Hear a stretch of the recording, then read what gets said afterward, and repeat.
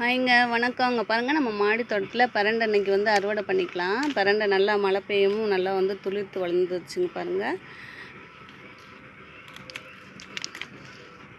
நமக்கு தேவையான பரண்டை நம்ம எடுத்துக்கலாம் பாருங்கள். இதில் வந்து பரண்டை குழம்பு, பரண்டை தொக்கு, பரண்டை பொடி எல்லாமே செய்யலாம் பாருங்கள். நம்ம சேனலில் வீடியோ போட்டிருக்கேன்.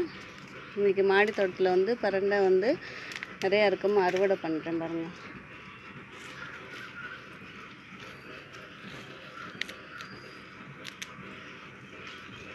எப்படி நட்டுறதுன்னு நான் சொல்லியிருப்பேன். பரண்டையில் நம்ம கடையில் வாங்கி கூட நம்ம வந்து நட்டு வைக்கலாம் பாருங்கள்.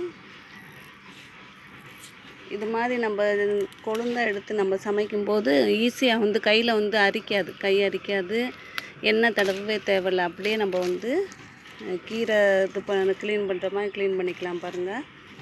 இன்னும் இருக்குது, தேவையான அளவு எடுத்துக்கலாம், மீதி வந்து அடுத்த தடவை நம்ம யூஸ் பண்ணிக்கலாம்.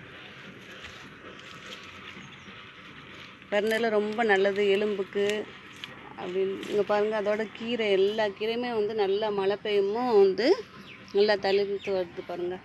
புதினா சொல்லவே வேண்டாம், அறுவடை பண்ண புதினா வந்து வந்துக்கிட்டே இருக்குது. மாடி தோட்டத்தில் இன்றைக்கி வந்து இது போதுங்க, இந்த பரண்டை போதும், இன்றைக்கி வந்து அறுவடை பண்ணியிருக்கேன்.